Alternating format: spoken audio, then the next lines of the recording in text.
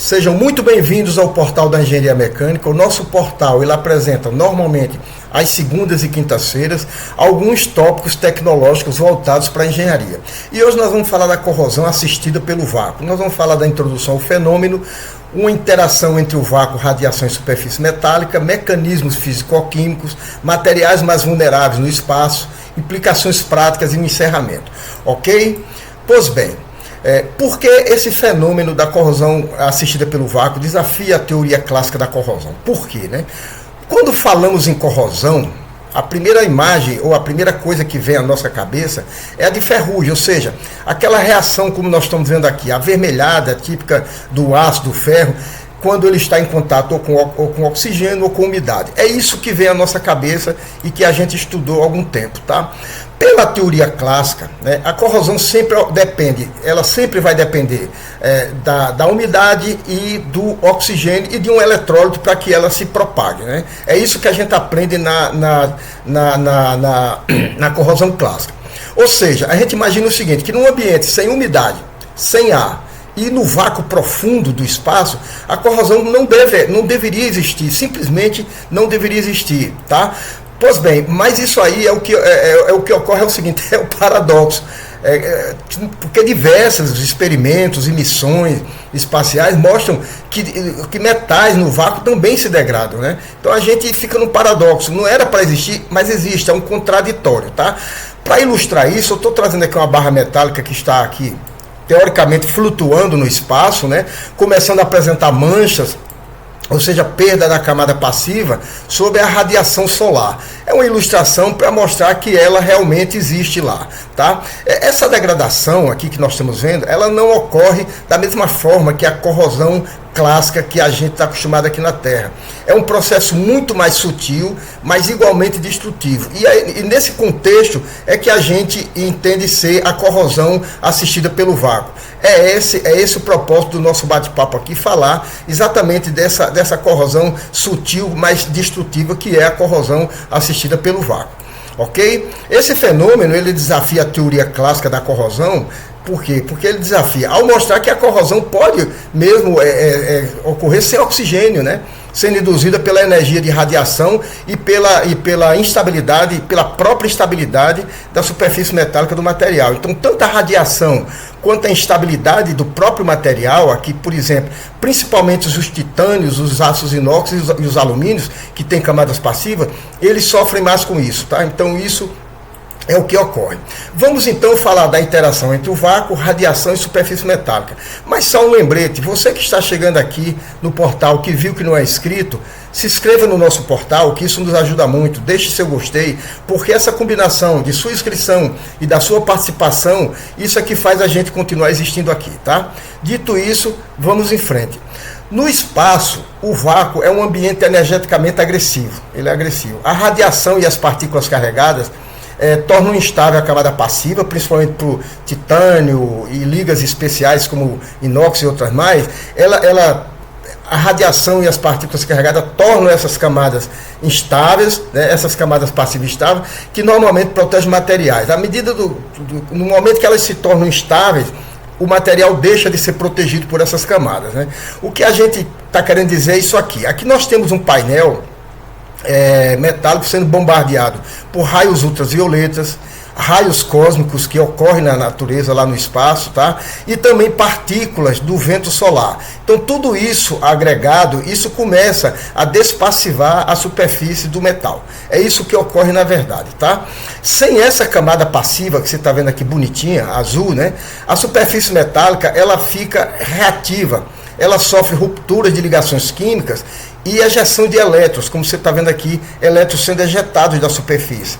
E o que facilita esse tipo de reação, facilita a degradação, mesmo com pequenos traços de gases contaminantes. Isso daqui passa a ocorrer, ok? Dito isso, vamos ver mecanismos físico-químicos da corrosão assistida pelo vácuo. O mecanismo da corrosão assistida pelo vácuo ele pode ser dividido em 3 etapas ou fases, tá? A primeira é a despassivação. Essa despassivação. Você tem aqui uma superfície passivada, bonitinha, tá? Mas aí a radiação ou impacto de partículas que começam aqui removem ou enfraquece a camada protetora. Eles começam a enfraquecer essa camada protetora. O que ocorre? Essa superfície metálica, quando ela degrada essa superfície protetora, essa camada passiva, a superfície metálica começa a ficar exposta e ocorre a despassivação. Né? Essa superfície fica muito reativa com os radicais e começa uma corrosão. Tá? Aí na segunda fase, depois de quebrada a camada superficial, vem a formação de radicais reativos. Você tem aqui o radical oxigênio e o radical hidroxila. A energia recebida, essa energia recebida aqui, ela é energia química, ela quebra as ligações químicas nas poucas moléculas adsorvidas que ainda existe aqui, ou na própria superfície, gerando o quê? Esses radicais livres, que é o radical oxigênio e o radical hidroxila, ou ainda partículas metálicas altamente reativas, que começam a cair aqui e se formar, tá? E a superfície fica reativa. Ou seja, esses radicais oxigênio e hidroxila, eles ou são átomos puramente, como no caso do oxigênio, ou eles são moléculas que possuem elétrons desemparelhados. A palavra é essa mesma, desemparelhado. O que torna essa superfície aqui extremamente reativa, tá?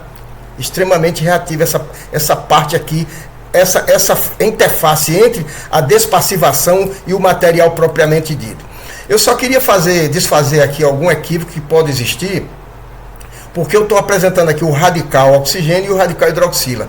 Esse radical oxigênio, ele não se confunde com o ânion oxigênio, tá? Ele não se confunde com o ânion oxigênio carregado. Esse OH aqui com esse ponto também não se confunde com o ânion hidroxila, são coisas diferentes, só para registrar isso aí, tá? Pois bem, a terceira fase que ocorre no mecanismo físico-químico é a difusão superficial.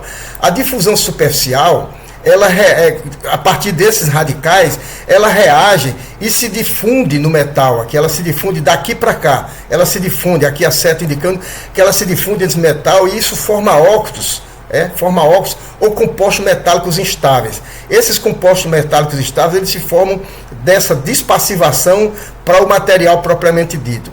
Essa difusão que ocorre daqui para cá, essa difusão, ela leva à propagação da degradação. Então começa a haver a degradação e o material começa a perder partes, começa a perder massa, o material. Tá? Com o tempo, esse efeito com o tempo, ele é levado a rugosidades, mudança de refletividade, principalmente em lentes de telescópios, né? Isso acontece, essa mudança de refletividade, microfissuras que ocorrem aqui também, microfissuras que ocorrem aqui também, e até perda de massa, começa a perder átomos, perder massa atômica e o material começa a se deteriorar, tá? Ou seja, mesmo no vácuo, como nós estamos vendo aqui, a energia, ela substitui o papel do oxigênio e da umidade que atuam como motor da corrosão clássica que a gente está acostumado a ver, né? Então isso aí, a energia substitui isso e a corrosão passa a existir mesmo sem que a gente perceba, tá? E quais são os materiais mais vulneráveis no espaço a essa corrosão assistida pelo vácuo? É bom informar que nem todos os materiais eles respondem igualmente. Por exemplo, os materiais passivados, como eu citei, o titânio, o aço inoxidável, o alumínio, eles têm são muito mais reativos a esse tipo de coisa porque eles são protegidos por camadas passivas. Então, os mais afetados são aqueles cuja estabilidade depende fortemente da camada passiva. Esses materiais, eles sofrem mais porque, tá aqui, nós temos o alumínios e ligas.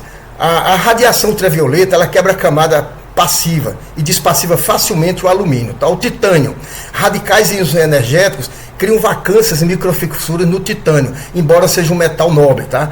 Ligas ultrafinas, né? Elas são finas, então a difusão domina porque ela é muito fina. Essas ligas usadas em sensores são finíssimas, são micrométricas, nanométricas, então a difusão ocorre e a degradação é acelerada. Os revestimentos ópticos metálicos, né, nos espelhos de satélite. Isso aí é o que mais ocorre. Radicais atacam a interface entre as camadas e há uma perda de refletividade, principalmente daqueles espelhos, né, que usam em telescópios.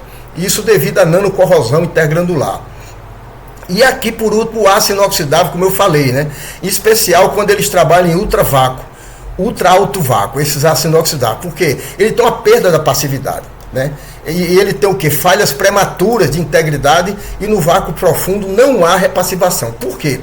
Na terra, quando o inox é riscado, você risca o inox com qualquer coisa, em questão de décimo de segundo, ela se recompõe, porque você tem oxigênio na atmosfera, as camadas de fissura no aço inoxidável se recompõem, por isso que o aço inoxidável é chamado de inoxidável, ele não se oxida, porque a partir do momento que é riscado, ele forma já instantaneamente a camada. No espaço não há oxigênio suficiente para fazer essa recomposição, por isso ele sofre dessa forma, tá? Quais são as implicações práticas dessa corrosão assistida pelo vácuo? Em aplicações espaciais, a corrosão assistida pelo vácuo não é apenas um problema de estética. Não, fica bonito ou fica feio. Não.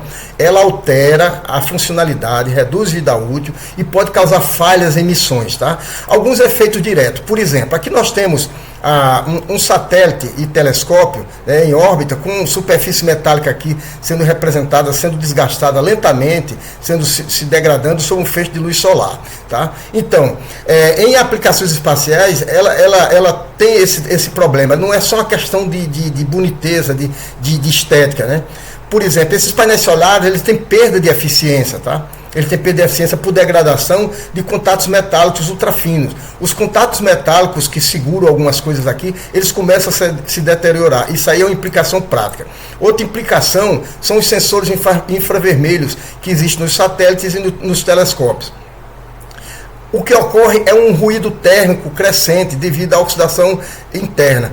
O sinal medido por esses sensores aqui, ele vem da energia térmica convertida em energia elétrica. Se você perde massa de um contato desse, a quantidade de energia é proporcional à massa. Então isso altera a quantidade de energia que está indo e você vai ter problema. Outra implicação prática são os espelhos de telescópio.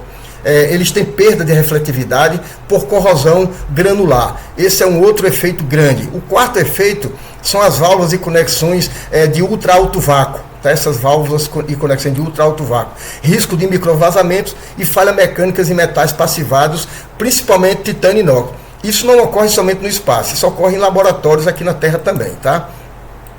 Ou seja, por isso, compreender e prever a corrosão assistida pelo vácuo, a gente fala que é essencial para o projeto de materiais espaciais e científicos. Não só lá no espaço, mas também aqui na Terra, no caso dos laboratórios. Tá? Então, prever essa corrosão é importante para você prever o futuro da tecnologia. Porque, afinal, no espaço, a gente usa essa frase, até o nada pode corroer. Tá? Até o nada que no espaço a gente considera não tem nada pode corroer.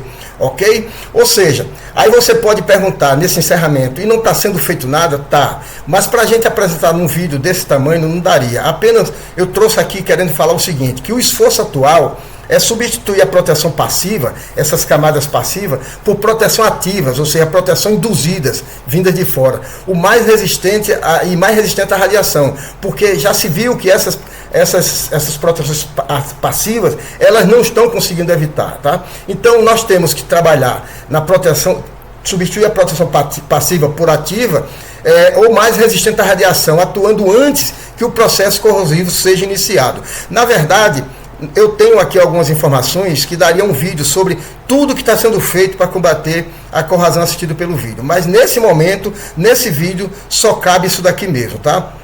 Muito bem, pessoal. Estamos chegando ao final desse vídeo. Eu espero que alguma informação, como eu sempre falo, alguma informação tenha importância para você, tá? Espero que se você não se inscreveu no nosso portal, se inscreva no nosso portal. Se você não deixou seu gostei, deixa seu gostei, tá? Um grande abraço para vocês, todos vocês, e até o próximo vídeo. Tchau!